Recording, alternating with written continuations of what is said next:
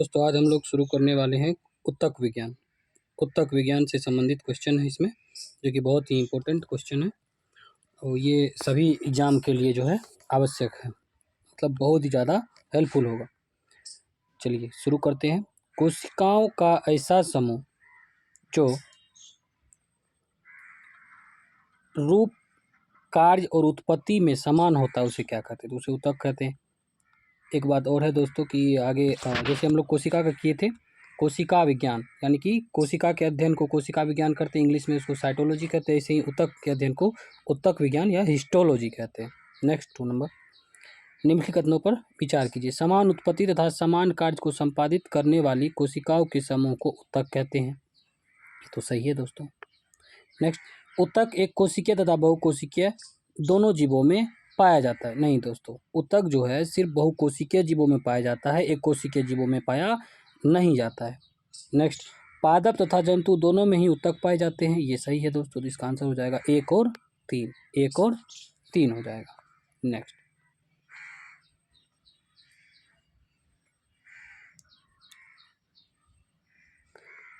Question number 3, पौधों तथा जंतु दोनों की कोशिका लगभग एक समान ही होती है, फिर दोनों के उत्तकों एक दूसरे में बिल्कुल अलग होते हैं। क्योंकि अलग क्यों होते हैं दोस्तों? ए नंबर पढ़ते हैं। पौधों में कोई गति नहीं होती है, जबकि जंतु एक स्थान से दूसरे स्थान तक विचरण करते हैं। तो सही है दोस्तों। पौधों में वृद्धि कुछ क्षेत्रों में ही सीमित रहती है, जबकि जंतुओं में वृद्धि एक रूप में होती है। ये भी सही है।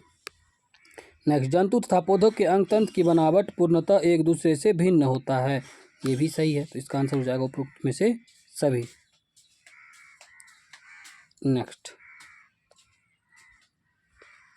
हिस्टोलॉजी शब्द सर्वप्रथम किसने दिया था? तो हिस्टोलॉजी शब्द जो दिया था दोस्तों, हिस्टोलॉजी ये शब्द जो दिया था सबसे पहले मेयर ने दिया था। हिस्टोलॉजी शब्द किसने दिया था? मेयर ने दिया था। नेक्स्ट 5, एक विशेष कार्य करने वाली समान कोशिकाओं के समूह को क्या कहते हैं? तो इसको उत्तक कहते हैं दोस्तों। नंबर 6,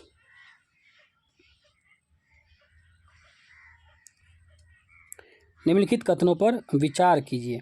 किसी एक उत्तक में एक ही आकार एवं विशेषताओं की कोशिका पाए जाते हैं।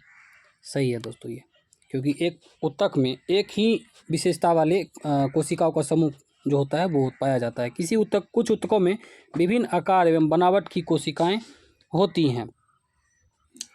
तो ये जो है ये भी सही है दोस्तों। कुछ उत्तकों में विभिन्न आकार एवं बनावट की कोशिकाएं होती हैं। तो इसका आंसर हो जाएगा 1 तथा 2 दोनों, 1 तथा 2 दोनों। नेक्स्ट,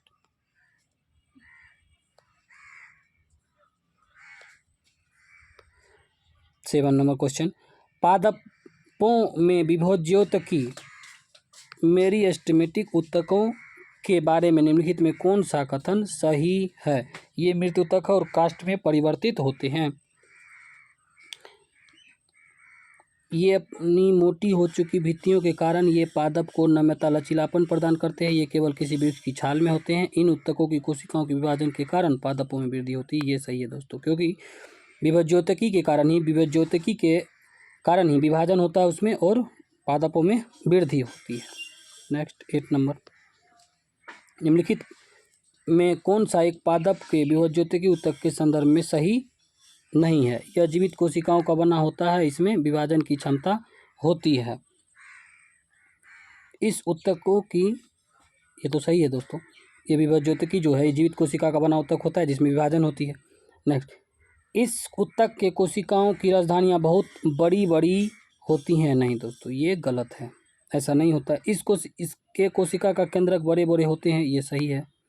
इसके कोशिकाओं में कोशिका रस की मात्रा काफ़ी अधिक होती है। ये भी सही है दोस्तों। तो इसका आंसर हो जाएगा, इन उत्तक के कोशिकाओं की राजधानियाँ बहुत बड़ी बड़ी नहीं होती है। राजधानियाँ बड़ी बड़ी जो होती है मृत उत्तक वाला में होता है, ये जीवित उत्तक होता है दोस्तों। नेक्स्ट, शीर्षस्थ विभज्योतकी उत्तरदायी होता है। शीर्षस्थ विभज्योतकी जो होता है दोस्तों वो लंबाई में वृद्धि के लिए होता है, क्योंकि किसी भी कोशिका या फिर किसी भी पादप के जो शीर्षस्थ पे पाया जाता है, विभाजन जो होता है वहीं से शुरू होता है दोस्तों। नेक्स्ट 10 नंबर क्वेश्चन, वह ऊतक जो प्राथमिक वृद्धि के लिए उत्तरदायी है। तो प्राथमिक वृद्धि के लिए जो उत्तरदायी है वो लंबाई में वृद्धि के लिए होता है दोस्तों, लंबाई में वृद्धि के लिए एपिकल बोला जाता है उसको, एपिकल। नेक्स्ट, मोटाई में नहीं, ये तो हो गया 11 नंबर। वह ऊतक जो प्राथमिक वृद्धि के लिए उत्तरदायी है वो होता है दोस्तों शीर्षस्थ विभज्योतकी, शीर्ष पे जो होता है शीर्षस्थ विभज्योतकी ऊतक। नेक्स्ट, संवहन ऊतक में अवस्थित कैम्बियम एवं वृक्ष के छाल के नीचे का कैम्बियम उदाहरण है। ये जो उदाहरण है पार्श्व विभज्योतकी का उदाहरण है दोस्तों, पार्श्व विभज्योतकी का उदाहरण है। नेक्स्ट, वह ऊतक जो द्वितीयक वृद्धि के लिए उत्तरदायी है, द्वितीयक वृद्धि के लिए जो उत्तरदायी है वो जो हो जाएगा कैम्बियम हो जाएगा दोस्तों, कैम्बियम हो जाएगा। द्वितीयक वृद्धि के लिए कैम्बियम, इसको याद करते चलिए, कैम्बियम। 14 नंबर क्वेश्चन, किसी पौधे के तने के घेरे को बढ़ाने के लिए निम्नलिखित में कौन सा ऊतक उत्तरदायी होता है। तो ये जो हो जाएगा पार्श्व विभज्योतकी ऊतक हो जाएगा। किसी पौधे के तने के घेरे को बढ़ाने के लिए पार्श्व विभज्योतकी ऊतक उत्तरदायी होता है। नेक्स्ट, निम्नलिखित कथनों पर विचार कीजिए। पौधों के अस्थायी ऊतक के कोशिकाओं में विभाजन की क्षमता नहीं होती है। ये सही है दोस्तों, पौधों के अस्थायी जो ऊतक होते हैं, अस्थायी ऊतक जो होते हैं मृत ऊतक होते हैं, विभाजन की क्षमता नहीं पाई जाती। विभज्योतकी ऊतक का वृद्धि के फलस्वरूप पौधे में अस्थायी ऊतक बनता है। ये भी सही है दोस्तों, दोनों सही है। तो 1 और 2 दोनों इसका आंसर हो जाएगा, 1 एवं 2 दोनों इसका आंसर हो जाएगा। नेक्स्ट, एक बीजपत्री तने में द्वितीयक वृद्धि नहीं होती है क्योंकि इनमें नहीं होता है, इनमें क्या नहीं होता है, कैम्बियम नहीं होता है दोस्तों। इसका आंसर हो जाएगा कैम्बियम, कैम्बियम नहीं होता है। चलिए, कलर जो है अच्छी तरह से दिख नहीं रहा है तो कलर को चेंज कर लेते हैं, रेड वाला कर लेते हैं। 17 नंबर, निम्नलिखित में से किसे प्राथमिक विभज्योतकी कहते हैं। प्राथमिक विभज्योतकी किसे कहते हैं दोस्तों। प्राथमिक विभज्योतकी जो है ये शीर्षस्थ विभज्योतकी को कहते हैं प्राथमिक, और अंतर्वेशी विभज्योतकी, इसमें तो दोनों हो जाएगा दोस्तों, ए और सी दोनों हो जाएगा, ए एंड सी दोनों हो जाएगा। संवहन ऊतक का निर्माण किस विभज्योतकी मेरिस्टेमेटिक द्वारा होता है। तो पार्श्व के द्वारा होता है दोस्तों, पार्श्व विभज्योतकी के द्वारा जो है संवहन ऊतक का निर्माण होता है, संवहन ऊतक। नेक्स्ट,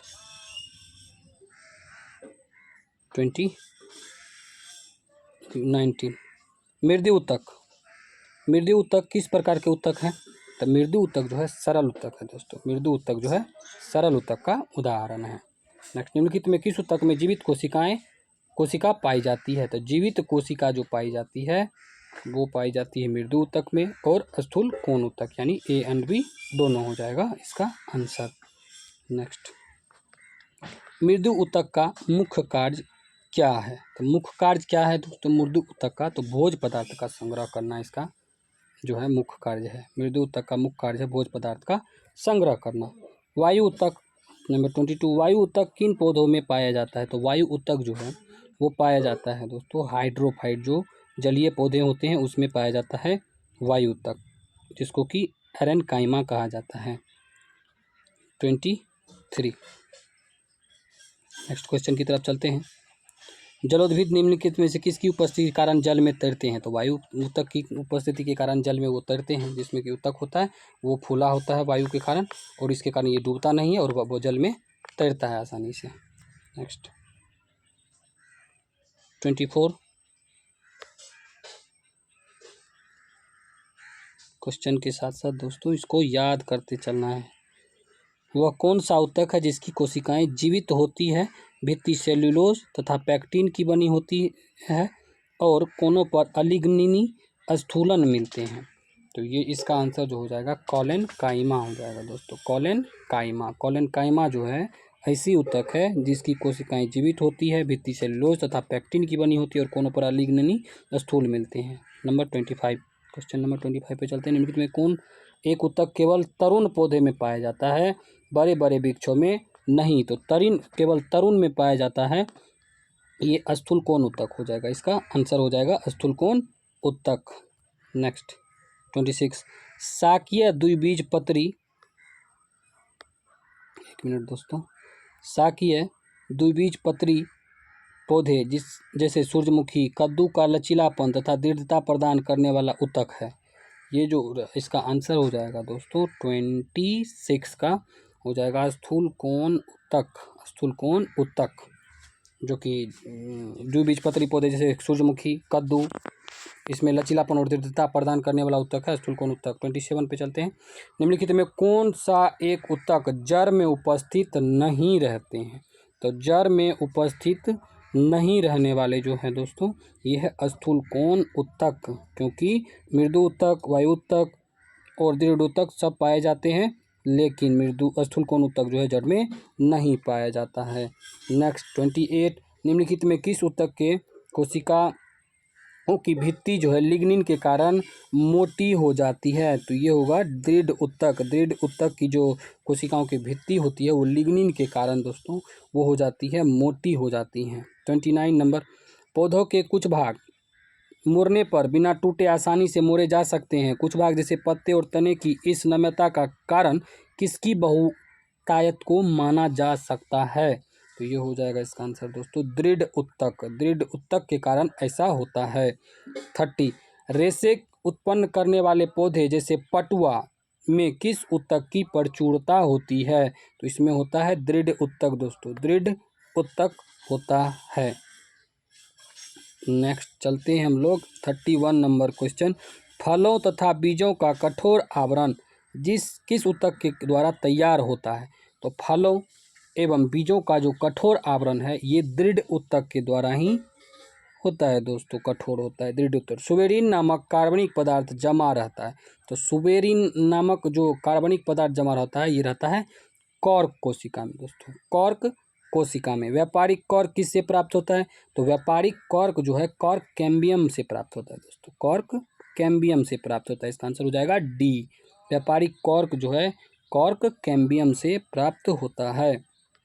नेक्स्ट 34 नंबर पे चलते हैं। वाणिज्यिक मूल्य वाला कॉर्क किससे प्राप्त होता है? तो वाणिज्यिक मूल्य वाला जो है ये कॉर्क प्राप्त होता है क्वेकर्स सुबेर से, क्वेकर्स सुबेर से पाया जाता है। चलिए 35 नंबर मृदु ऊतक पैरेन्काइमा की कोशिकाएं होती है। पैरेन्काइमा की कोशिकाएं कैसी होती है दोस्तों? गोलाकार होती है। मृदु ऊतक पैरेन्काइमा की कोशिका गोलाकार होती है। दृढ़ ऊतक स्क्लेरेन्काइमा में कौन सा गुण नहीं पाया जाता है? तो कौन सा गुण नहीं पाया जाता है? तो चलिए ये देखते हैं। ये मृदु ऊतक कोशिकाओं से निर्मित होती है। नहीं दोस्तों यही गलत है, ये नहीं पाया जाता। ये मृदु ऊतक कोशिकाओं से नहीं बना होता है। इनकी भित्तियों में लिग्निन विद्यमान होती है, ये सही है। ये कोशिकाएं मृत और संकीर्ण अवकाश वाली होती है, ये भी सही है। इनकी कोशिकाएं बहुत लंबी और उनके सिरे निकुले होते हैं, ये सही है। तो इसका आंसर हो जाएगा ए। 37 नंबर निम्नलिखित में किस ऊतक की कोशिकाओं में अंतरा कोशिकीय स्थान इंट्रासेलुलर स्पेस नहीं पाया जाता है? तो इंट्रासेलुलर स्पेस जो है वो नहीं पाया जाता है, विभज्योतकी में नहीं पाया जाता है और दृढ़ ऊतक में नहीं पाया जाता है। तो इसका आंसर हो जाएगा ए एवं सी दोनों।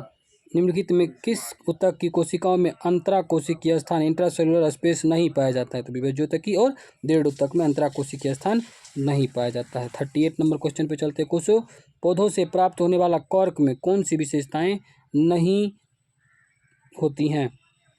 तो क्या नहीं होती हैं दोस्तों? यह विद्युत रोधी तथा उष्मारोधी होती है। यह विद्युत रोधी तथा उष्मारोधी होती है, ये तो सही है। नेक्स्ट इसके कोशिकाओं में पर्याप्त मात्रा में जीवद्रव पाए जाते हैं, ये गलत है दोस्तों, ये नहीं होता है। चलिए आगे भी देख लेते हैं और कौन सा है। तो इनकी भित्ति से जल एवं गैस नहीं जा सकते हैं। इनकी भित्ति से जल एवं गैस नहीं जा सकते हैं, सही है दोस्तों, क्योंकि जार वगैरह में, किसी भी जार में जो है, किसी भी जार में, जैसे ये जार है, इसमें जो कॉर्क लगा हुआ होता है, ये कॉर्क लगा होता है, इससे होकर के कुछ भी बाहर नहीं निकल सकता है दोस्तों। चलिए इसकी भित्ति जल एवं गैस नहीं जा सकती है। यह हल्का होता है एवं जल्द इसमें आग नहीं लगती है, ये सब सही है। बिलामेन की आवश्यकता होती है, बिलामेन की आवश्यकता कहाँ होती है दोस्तों? नमी के अवशोषण के लिए होती है, नमी के अवशोषण के लिए बिलामेन की आवश्यकता होती है। नेक्स्ट 40 नंबर, किस प्रकार के जड़ में बिलामेन नामक आर्द्रताग्राही स्पंजी ऊतक पाया जाता है? तो ये पाया जाता है इपीफाइटिक रूट में पाया जाता है दोस्तों, ये इपीफाइटिक रूट यानी कि अधिपादप मूल में पाया जाता है, अधिपादप मूल में पाया जाता है। इसका इंग्लिश होता है इपीफाइटिक मूल, इपीफाइटिक फाइटिक रूट होता है इसका इंग्लिश। चलिए नेक्स्ट, आर्किड में बिलामेन ऊतक पाया जाता है, आर्किड में बिलामेन ऊतक जो है वो पाया जाता है तो जड़ में पाया जाता है दोस्तों, मूलों में, जड़ में पाया जाता है। नेक्स्ट, पौधों का सबसे बाहरी स्तर या छिलका को क्या कहते हैं? तो पौधों का सबसे बाहरी स्तर या छिलका को एपिडर्मिस कहते हैं, अधिचर्म कहते हैं। चलिए 43 नंबर क्वेश्चन पे चलते हैं। शुष्क स्थानों पर पाया जाने वाले पौधों की एपिडर्मिस में कौन सी परत होती है जो पौधों में जल हानि को रोकने का काम करता है? तो जल को हानि को रोकने का काम जो है क्यूटिकल करता है दोस्तों, यानी शुष्क स्थल पर पाए जाने वाले पौधे के एपिडर्मिस में जो है क्यूटिकल पाया जाता है जो जल हानि को रोकता है, जैसे कैक्टस, कैकी वगैरह में। 44, त्वचा जन डर्मेटोजन ऊतक शीर्षस्थ विभज्योतकी से बनता है, यह निम्नांकित में से किस में विकसित होता है? तो ये विकसित होता है दोस्तों बाह्य त्वचा में, बाह्य त्वचा में विकसित होता है। चलिए आगे बढ़ते हैं। अभी तक अच्छा लग रहा हो तो दोस्तों लाइक करें, कमेंट भी करें और चैनल को सब्सक्राइब भी कर लें, क्योंकि इसी तरह से आपको बायोलॉजी का जितना सारा है वो सारा क्वेश्चंस कराए जाएंगे।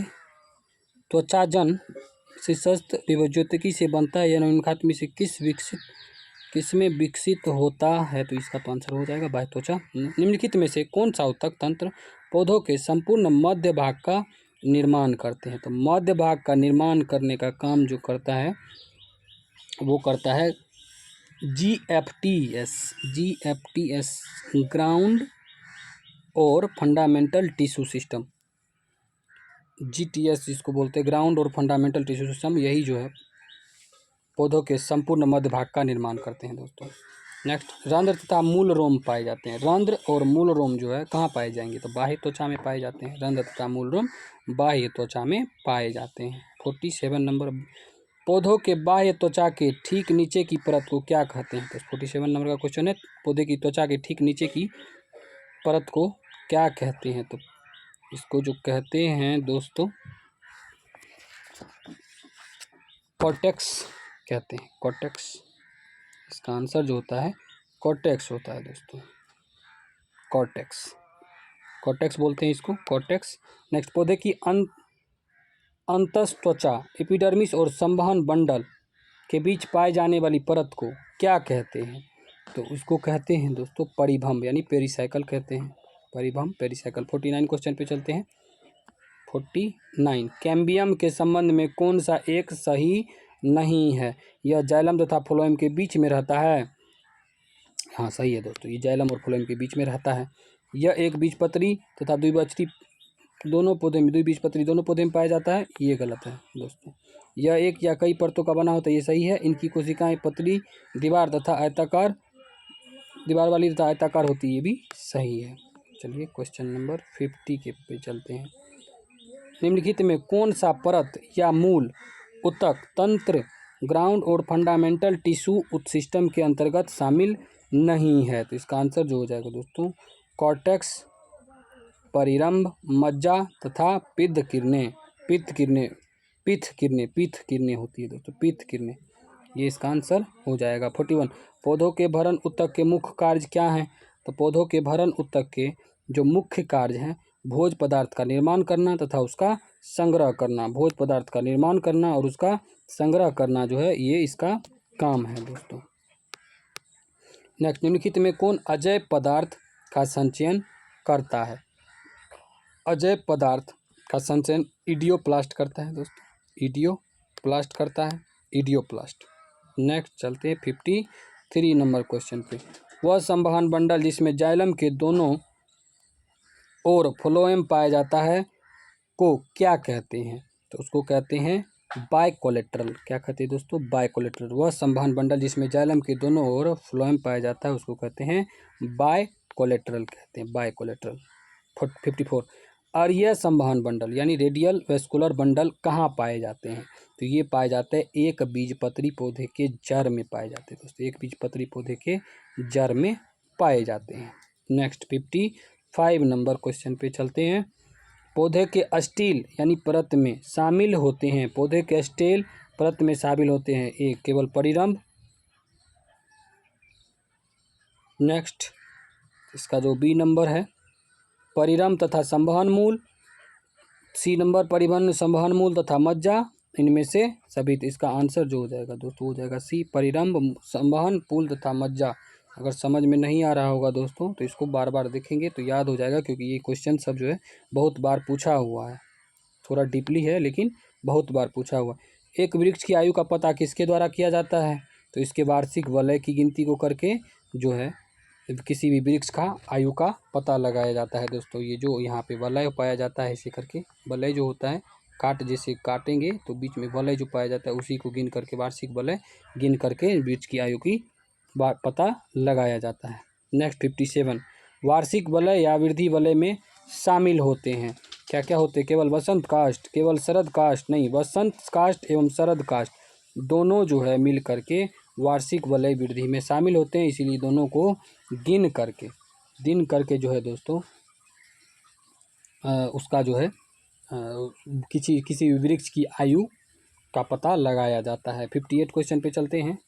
निम्नलिखित में किसकी सक्रियता के कारण वृद्धि वलय बनती है? तो वृद्धि वलय बनने का कारण जो है इंटरनल कैम्बियम होता है दोस्तों, जिसको अंतररंभीय एधा भी कहते हैं। इंटरनल कैम्बियम को हम लोग कहते क्या हैं? तो अंतररंभीय एधा कहते हैं। चलिए 59 क्वेश्चन पे चलते हैं। अब आएगा जंतु वाला भी, तो उसमें थोड़ा ज़्यादा समझ में आएगा। एक वृक्ष के पुराने तने के अनुप्रस्थ काट में 50 यानी 50 वार्षिक वलय मिलते हैं। वृक्ष की आयु कितनी होगी? तो 50 वर्ष होगी। जितनी वलय होगी दोस्तों उतनी ही जो है उसका आयु होता है। तो 50 अगर वलय मिलेंगे तो 50 वर्ष होगा। 60 समुद्र के किनारे उगने वाले वृक्षों में वार्षिक वलय नहीं होते हैं, क्योंकि? तो समुद्र के किनारे जो उगने वाले वृक्ष होते हैं उसमें जैसे कि गर्मी सर्दी बरसात इस तरह का स्पष्ट मौसम जो है ना उसमें विभिन्नता नहीं होता है। तो इसमें स्पष्ट जलवायु भी है, विभिन्नता नहीं होती है, जिसके कारण वलय जो है स्पष्टता नहीं बनते हैं। नेक्स्ट 61 पुराने पेड़ को जब काटा जाता है तो बीच का केंद्रीय भाग जो मजबूत घना तथा गहरे कत्थई रंग का होता है उसे क्या कहते हैं? तो उसे हृदय काष्ठ कहते हैं दोस्तों, यानी हार्ड वुड कहते हैं, हृदय काष्ठ कहते हैं उसे। अगर बात करेंगे डूरामेन की तो डूरामेन भी कहते हैं दोस्तों उसको। सारिल भी कहते हैं। तो इसका आंसर डी हो जाएगा। तो किसी पेड़ को जब यानी पुराने पेड़ को काटेंगे तो बीच में जो मजबूत भाग मिलता है जिसको साल हम लोग कहते हैं उसको सारिल, डूरामेन, हृदय काष्ठ ये सारा नाम दिया गया है। नेक्स्ट 62 की बात करेंगे। निम्नलिखित कथनों पर विचार कीजिए। हृदय काष्ठ के सभी कोशिकाएं मृत होती हैं। हाँ सही बात है, हृदय काष्ठ का जो सभी कोशिका मृत होगा तभी तो हार्ड होगा। रस काष्ठ के कुछ कोशिकाएं जीवित तथा कुछ मृत होती है, ये भी सही है। अब देखिए हृदय काष्ठ और रस काष्ठ क्या होता है। हृदय काष्ठ जो जैसे साल हम लोग कहते हैं, तो उसको किसी पेड़ को जब काटा जाता है तो उसमें बीच में साल होता है, यानी वो हार्ड होता है दोस्तों। हार्ड कैसे होता है? क्योंकि वो मृत होता है। और जैसे कोई पेड़ जिंदा पेड़ काटेंगे तो जैसे कि ये क्या बोला, रस काष्ठ जैसे मान लीजिए सोहजन हो गया या फिर जीएल हो गया या फिर मान के चलिए कि केला हो गया, इस सब के पेड़ में जल बहुत भरा रहता है, यही रस काष्ठ हो गया, जिसमें कि कीट वगैरह लगने की संभावना होती है और मजबूत नहीं होता, इससे फर्नीचर वगैरह भी नहीं बनाए जाते हैं, इसीलिए उसको ऐसे बोलते हैं। तो इसका जो है दोनों सही हो जाएगा। चलिए 63 पे चलते हैं। यदि सन 2000 में एक वृक्ष में एक साइन बोर्ड की कील भूमि से 7 फीट की ऊंचाई पर लगाई गई, 7 फीट की लगाई गई, तो सन 2021 में यह कील कितनी ऊंची होगी यदि वृक्ष प्रतिवर्ष 5 इंच लंबाई में बढ़ती है? कितना भी बढ़ जाए दोस्तों, अगर 7 फीट पे कील लगा हुआ है तो ये 7 फीट पे ही रहेगा, क्योंकि ऊपर वाला भाग बढ़ता है, ये नहीं बढ़ता है, तो 7 फीट पे ही वो कील रहेगा। तो इसका आंसर वही हो जाएगा। नेक्स्ट, जटिल ऊतक कॉम्प्लेक्स टिश्यू जो है वो बना होता है। तो जटिल ऊतक या कॉम्प्लेक्स टिश्यू जो है वो बना होता है, किससे बना होता है? तो बना होता है भिन्न भिन्न कार्य करने वाली भिन्न प्रकार की कोशिकाओं से जो है जटिल ऊतक बना होता है। भिन्न भिन्न कार्य करने वाले विभिन्न प्रकार की कोशिकाओं से जटिल ऊतक बना होता है। चलिए 65, चलनी नलिका तथा सहकोशिका पाई जाती है। चलनी नलिका और सहकोशिका पाई जाती है फ्लोएम में। चलनी नलिका और सहकोशिका किस में पाई जाएगी? तो फ्लोएम में पाई जाएंगी। नेक्स्ट, जाइलम तथा फ्लोएम का निर्माण कितने तत्वों से होता है? तो जाइलम और फ्लोएम का निर्माण जो होता है 4 से मिलके बना होता है, 4 तत्वों से मिलके। आगे पढ़ेंगे वो क्या क्या है। जाइलम फ्लोएम का निर्माण जो है 4 तत्व से मिलके बना होता है। संवहन ऊतक का निर्माण किससे होता है? तो संवहन निर्माण का ऊतक का निर्माण जो होता है पार्श्व विभाज्य ऊतक से होता है दोस्तों। संवहन ऊतक का निर्माण जो है पार्श्व विभाज्य ऊतक से होता है। इनमें से कौन जाइलम तत्व नहीं है? इनमें से कौन जाइलम तत्व नहीं है? तो जाइलम तत्व ट्रैकियाट्स है, ट्रैकिड्स है, वेसल्स भी है, वुड फाइबर है, लेकिन सीवी ट्यूब नहीं है। ये फ्लोएम का है दोस्तों, ये फ्लोएम का है। फ्लोएम एक परिपक्व चलनी नलिका वाहिका से भिन्न होती है। क्यों भिन्न होती है? तो भिन्न होती है क्रियात्मक केंद्रक के अभाव में। क्रियात्मक केंद्रक के अभाव में फ्लोएम एक परिपक्व चलनी नलिका या वाहिका से क्या होती है? भिन्न होती है। 70 नंबर, जाइलम का कौन सा तत्व मुख्य रूप से जल तथा खनिज लवण का परिवहन का कार्य करती है? जाइलम का कौन सा तत्व मुख्य रूप से जल तथा खनिज लवण के परिवहन का कार्य करता है? तो वो हो जाएगा आंसर वाहिनिकाएं और वाहिकाएं, ये दोनों हो जाएगा। वाहिकाएं और वाहिनिकाएं दोनों होता है इसका आंसर। सॉरी 70 नंबर, वाहिनिकाएं और वाहिकाएं ये दोनों हो जाएगा। इसका आंसर हो जाएगा BAB दोनों। अब बात करेंगे 71 का। तो 71 में जो है 71 नंबर, जाइलम का कौन सा तत्व जीवित कोशिकाओं का बना होता है? तो जाइलम का जो है जीवित कोशिकाओं से बना हुआ तत्व है जाइलम मृदु ऊतक। जाइलम मृदु ऊतक जो है ये बना होता है दोस्तों। तो फ्लोएम का कौन सा तत्व मृदु ऊतक 71, जाइलम का कौन सा तत्व जीवित कोशिका का बना होता है? तो इसका हो जाएगा जाइलम मृदु ऊतक। चलिए 72 पे चलते हैं। फ्लोएम का कौन सा तत्व मृत कोशिकाओं का बना होता है? तो इसका बना होता है दोस्तों बास्ट तंतु का बना होता है। ऑप्शन में होगा ही बास्ट तंतु। चलिए बास्ट तंतु का बना होता है। इसका आंसर हो जाएगा C, बास्ट तंतु। नेक्स्ट 73, फ्लोएम का कौन सा तत्व मुख्यतः भोज्य पदार्थों के संवहन में भाग लेता है? फ्लोएम का कौन सा तत्व जो है मुख्यतः भोज्य पदार्थ के संवहन में भाग लेता है? तो चलनी नलिका लेता है। चलनी नलिका जो है फ्लोएम का है, वो भोज्य पदार्थ के संवहन में भाग लेता है, जो कि ऊपर से जो पत्तियों में भोजन बनता है उसको पौधे के हर एक भाग में पहुंचाने का काम यही चलनी नलिका ही करता है। नेक्स्ट 74, चलनी नलिकाओं में भोज्य पदार्थों के संवहन में मदद करता है। तो भोज्य पदार्थों के संवहन में जो मदद करता है दोस्तों वो सहकोशिका करता है। कौन करता है? सहकोशिका करता है। चलिए 75 नंबर पे चलते हैं। फ्लोएम का कौन सा तत्व फ्लोएम ऊतक को यांत्रिक सहायता प्रदान करता है?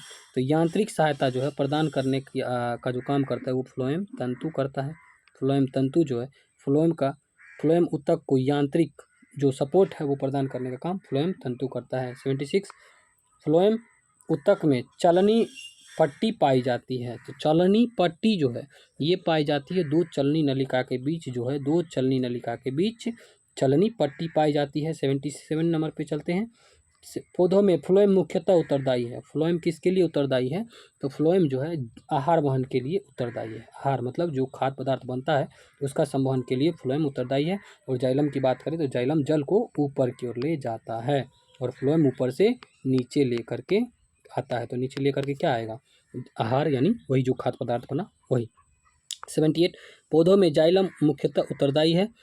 तो जाइलम जो है जल वहन के लिए उत्तरदायी है दोस्तों। जाइलम जो है वो जल वहन के लिए उत्तरदायी है, जो कि अभी जस्ट आपको बताए थे।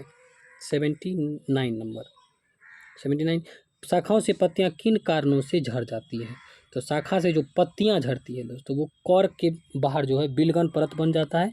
कॉर्क के बाहर यानी जो पत्तियां ऐसे करके यहाँ से जुड़ी रहती हैं तो इसके बाहर यहाँ से बिलगन यहाँ से जो है यहाँ पे बिलगन परत जम जाता है और इसके कारण ये पत्तियां जो है झड़ जाती हैं। नेक्स्ट 80 नंबर, निम्नलिखित में से किस एक भारतीय वैज्ञानिक ने पादपों में जल की लंबी दूरी के अभिगमन का सिद्धांत प्रस्तुत किया था? तो जल का ये जो किया था दोस्तों जेसी बोस ने, और इसी ने कहा था पौधों में जीवन होता है, पौधों में जीवन होता है, पौधों में क्या होता है, जीव होता है, जीव। ये किसने कहा था? ये कहा था दोस्तों पौधों में जो जीव होता है, ये कहा था, किसने कहा था? किस भारतीय वैज्ञानिक ने ये कहा था कि पौधों में जीव होता है? इसका भी आंसर हो जाएगा जेसी बोस ने कहा था। और लंबी दूरी के अभिगमन का सिद्धांत भी जेसी बोस ने दिया था। निम्नलिखित में से किस प्रकार के ऊतक शरीर की सुरक्षा कवच का कार्य करते हैं? तो ये उपकला यानी एपिथेलियम ऊतक करते हैं। निम्नलिखित में किस प्रकार के ऊतक शरीर की सुरक्षा कवच का कार्य करते हैं? तो उपकला यानी एपिथेलियल ऊतक करते हैं। चलिए नेक्स्ट क्वेश्चन पे चलते हैं। अब चलिए दोस्तों पादप यानी किसके बाद जो है जंतु ऊतक का बात होने लगा है, जंतु ऊतक का बात हो रहा है, इसको भी आप लोग अच्छी तरह से याद रखेंगे। 82 नंबर, निम्नलिखित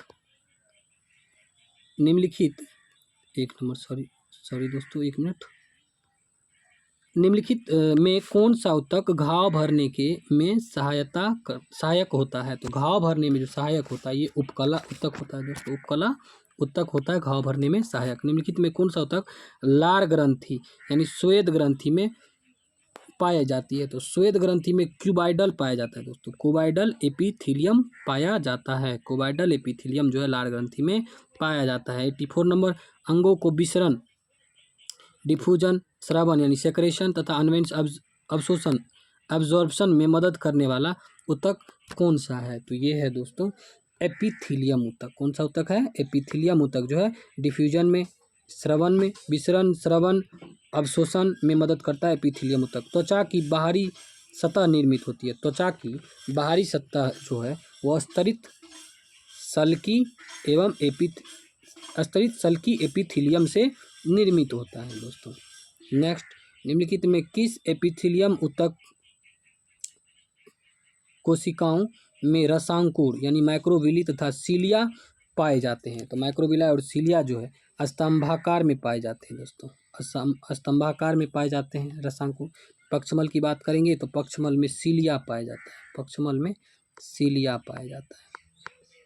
इसका आंसर जो हो जाएगा दोस्तों स्तंभाकार में हो जाएगा। 87 नंबर, निम्नलिखित कथनों पर विचार कीजिए। एपिथेलियम ऊतक में कोशिकाओं की संख्या कम होती है तथा अंतरकोशिकीय पदार्थ अधिक होता है। ये तो गलत है दोस्तों। संयोजी ऊतक में अंतरकोशिकीय पदार्थ नहीं पाए जाते हैं, इसकी कोशिकाएं एक दूसरे के करीब सटी होती है, ये भी गलत है। या ना ही तो एक ना ही दो, इसका आंसर हो जाएगा ना ही एक ना ही दो हो जाएगा। नेक्स्ट 88 नंबर क्वेश्चन 88, सल्की एपिथेलियम ऊतक का मुख्य कार्य क्या है? तो सल्की ऊतक का मुख्य कार्य है सुरक्षा करना, सिक्योरिटी करना यानी सुरक्षा करना, इसका मुख्य कार्य है किसका? सल्की एपिथेलियम ऊतक का। 89, पक्षमाभी एपिथेलियम ऊतक पाए जाते हैं। पक्षमाभी एपिथेलियम ऊतक जो है ट्रेकिया तथा गर्भाशय में पाए जाते हैं। और गर्भाशय में फिर पूछेगा तो आरेखित भी पाया जाता है, आरेखित ऊतक पाया जाता है, आरेखित ये भी पाया जाता है। नेक्स्ट 90,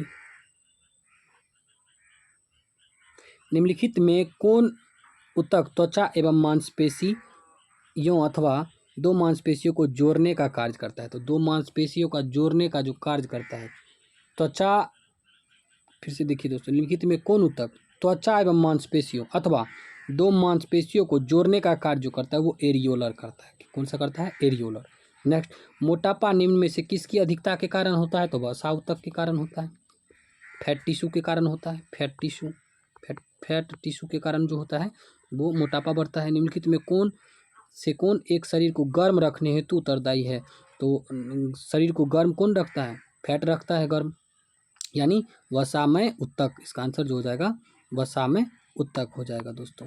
नेक्स्ट की बात करेंगे, ऊंट का कुबर किस उत्तक का बना होता है? ऊंट का कुबर जो है वो किस उत्तक का बना होता है? तो ऊंट का कुबर जो बना होता है वो भी फैट वाला यानी कि वसामय उत्तक का ही बना होता है। ऊंट का कुबर किसका बना होता है? वसामय उत्तक का। 94 निम्नलिखित में किस उत्तक की कोशिकाओं में वसा की बूंदें भरी रहती है?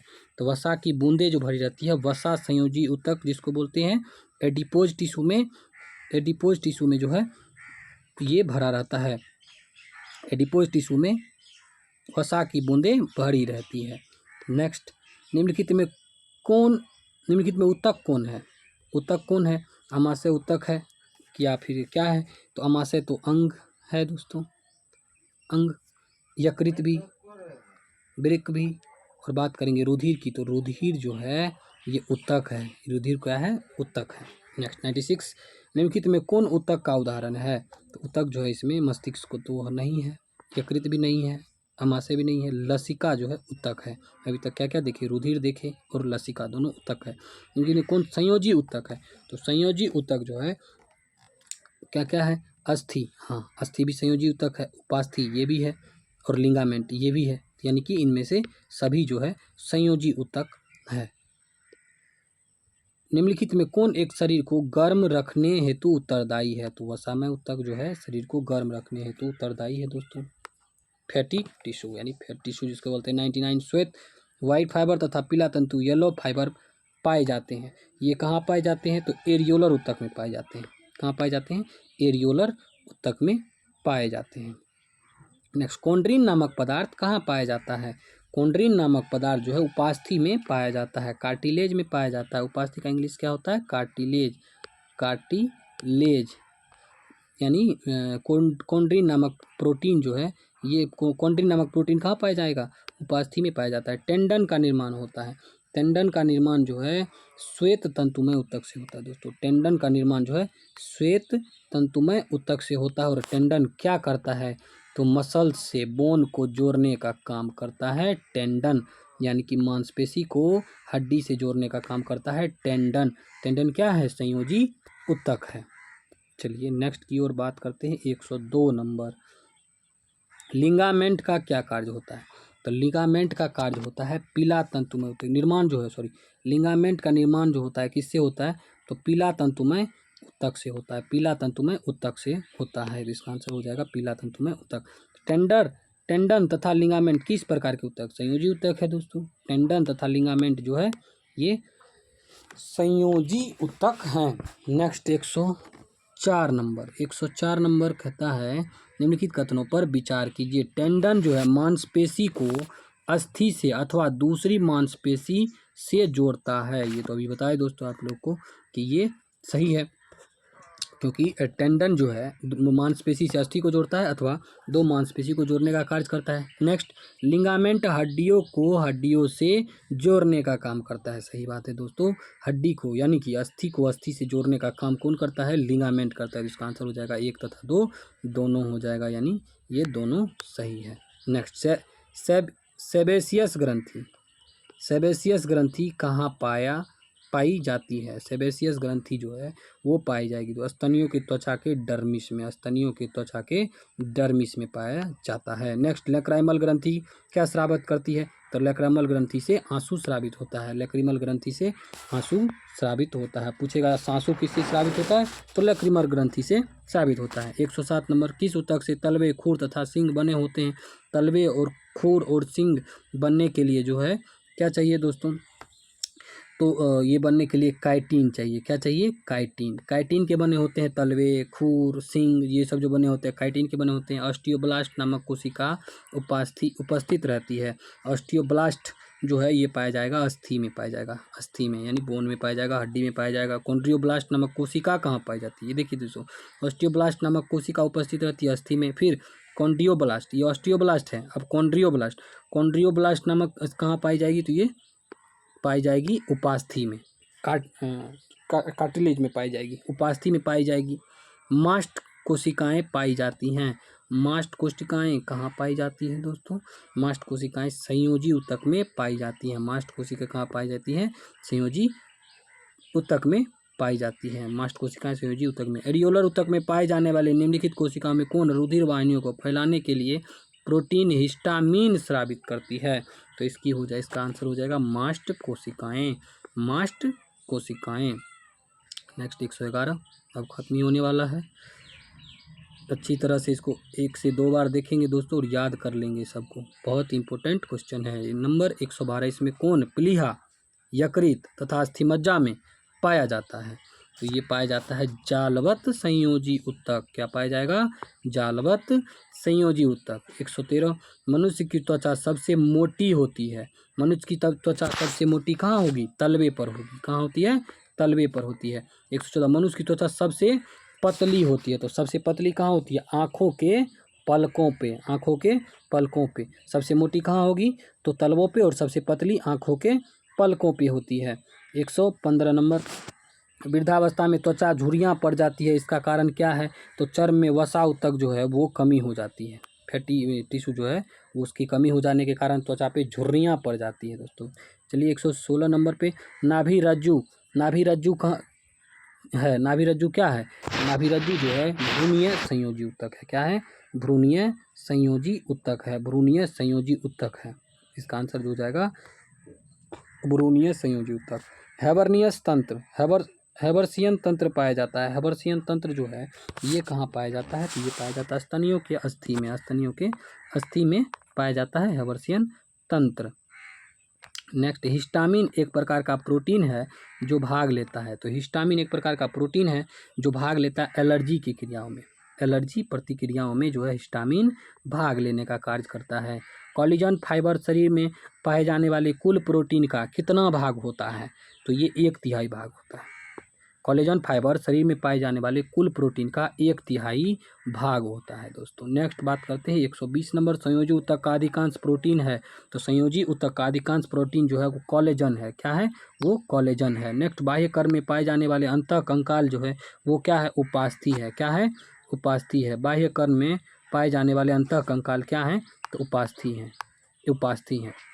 शारीरिक अंगों में गति के लिए जिम्मेदार ऊतक। तो गति के लिए जिम्मेदार ऊतक जो होगा वो पेशीय ऊतक होगा दोस्तों। क्या होगा? पेशीय। शारीरिक अंगों में गति के लिए जिम्मेदार ऊतक जो होगा वो होगा पेशीय ऊतक होगा। नेक्स्ट की बात करते हैं हम लोग 123 नंबर सार्कोप्लाज्म। सार्कोप्लाज्म नामक तरल पाया जाता है। तो सार्कोप्लाज्म नामक तरल कहाँ पाया जाएगा? पेशी ऊतक में पाया जाएगा। सार्कोप्लाज्म कहाँ पाया जाएगा? पेशी ऊतक में पाया जाएगा। अरेखित तथा रेखित ऊतक मूल रूप से किस प्रकार के ऊतक हैं? तो अरेखित रेखी जो है दोनों पेशी ऊतक है दोस्तों। क्या है? पेशी ऊतक हैं। नेक्स्ट 125 नेत्र के आइरिस में पाया जाने वाला ऊतक है। नेत्र के आइरिस में कौन सा पाया जाएगा? अरेखित पेशी पाया जाएगा। अरेखित पेशी। और गर्भाशय में भी अरेखित पेशी पाया जाता है। इंटरकैलेटेड डिस्क उपस्थित होते हैं। इंटरकैलेटेड डिस्क कहाँ पाए जाएंगे? हृदय पेशी में। कहाँ पाए जाएंगे? हृदय पेशी में पाए जाएंगे। निम्नलिखित में कौन सी पेशी ऐच्छिक पेशी है? ऐच्छिक पेशी कौन है? रेखित पेशी। रेखित पेशी जो है ऐच्छिक है। चलिए आगे बढ़ते हैं हम लोग 128 नंबर पे आहारनाल के एक भाग से दूसरे भाग में भोजन का प्रवाह किस पेशी के संकुचन एवं प्रसार के कारण होता है? तो ये होता है आरेखित पेशी के कारण। आहारनाल के एक भाग से दूसरे भाग में भोजन का प्रवाह जो है आरेखित पेशी के संकुचन एवं प्रसार के कारण होता है। मायोफाइब्रिल नामक रचना किस ऊतक में पाई जाती है? तो पेशी ऊतक में पाई जाती है। कहाँ पाई जाती है? पेशी ऊतक में माइक्रोफाइब्रिल नामक रचना पाई जाती है। नंबर 130 निम्नलिखित में किस पेशी में थकान उत्पन्न नहीं होती है? तो थकान कार्डियक पेशी में नहीं होगी। कार्डियक पेशी में नहीं होगी दोस्तों। कार्डियक पेशी में थकान नहीं होती है, जिसके कारण हृदय हमारा जो है 24 घंटे दिन रात चलते रहता है और साल भर चलते रहता है, कभी रुकता नहीं है। रुकने के बाद तो जय श्री राम हो जाता है। चलिए आगे 131 नंबर शरीर के कुल भार का लगभग 50% भार होता है। किस चीज़ का भार होता है? तो रेखित पेशी का भार होता है। शरीर के कुल भार का 50% जो है रेखित पेशी का भार होता है। 132वें क्वेश्चन की ओर चलते हैं। संवेदना का चालन शरीर के एक भाग से दूसरे भाग में होता है। किससे होता है? तंत्रिका ऊतक से होता है दोस्तों। संवेदना किसका होता है? संवेदना का चालन शरीर के एक भाग से दूसरे भाग में तंत्रिका ऊतक से होता है। तंत्रिका ऊतक की इकाई क्या है? न्यूरॉन है। क्या है? न्यूरॉन है। तंत्रिका ऊतक की इकाई क्या है? न्यूरॉन है। इसको अच्छी तरह से दोस्तों याद रखेंगे। चलिए अब खत्म होने वाला है। 134 नंबर देख लेते हैं। मनुष्य के शरीर की सबसे लंबी कोशिका होती है, तो मनुष्य के शरीर की सबसे लंबी कोशिका क्या होती है? तंत्रिका कोशिका होती है। तंत्रिका कोशिका होती है। जन्म के बाद मानव के किस ऊतक में कोई विभाजन नहीं होता है? तो वो तंत्रिका ऊतक में कोई विभाजन नहीं होता है दोस्तों। जो एक बार हो जाता है बस वही रहता है, सिर्फ वो अपना विकास करता है, बाद बाकी इसमें कोई विभाजन नहीं होता है। नेक्स्ट, न्यूरॉन के टेंड्रन से निकलने वाली पतली शाखाएं क्या कहलाती हैं? तो पतली शाखाएं जो निकलती है दोस्तों उसको डेंड्राइट्स कहते हैं। डेंड्राइट्स कहते हैं। जैसे कि ये देखिए, ये है आपका न्यूरॉन। यहाँ से जो पतली शाखित रचनाएं ऐसी करके निकलेगी इसी को कहते हैं डेंड्राइट्स कहते हैं। क्या कहते हैं इसको? डेंड्राइट्स कहते हैं। यही है डेंड्राइट्स। चलिए, रेनबियर नोड कहाँ पाया जाएगा? तो रेनबियर नोड जो पाया जाएगा वो तंत्रिका में पाया जाएगा। नेक्स्ट 138 नंबर क्वेश्चन, दो न्यूरॉन के जोड़ को क्या कहते हैं? दो न्यूरॉन के जोड़ को सिनेप्स कहते हैं। क्या कहते हैं? सिनेप्स कहते हैं। 139, न्यूरॉन कोशिका में संवेदना का संचार कैसे होता है? तो कैसे होता है? एक न्यूरॉन के एक्सॉन से दूसरे न्यूरॉन के डेंड्राइट्स में। यही सही है दोस्तों, ये हो जाएगा इसका आंसर। एक न्यूरॉन के डेंड्राइट से दूसरे न्यूरॉन के, नहीं, ए हो जाएगा। ए हो जाएगा इसका आंसर। 140, बायोप्सी क्या है? बायोप्सी संबंधित है। तो बायोप्सी जो है ये परीक्षण के लिए ऊतकों को शरीर से अलग करने से, यही है बायोप्सी, यही है दोस्तों। तो चलिए आज हम लोग यहीं रहते, फिर नेक्स्ट डे जो है अगला दूसरे चैप्टर बोले तो सूक्ष्मजीव का जितना भी क्वेश्चन होगा उसके बारे में बात करेंगे। तब तक के लिए धन्यवाद।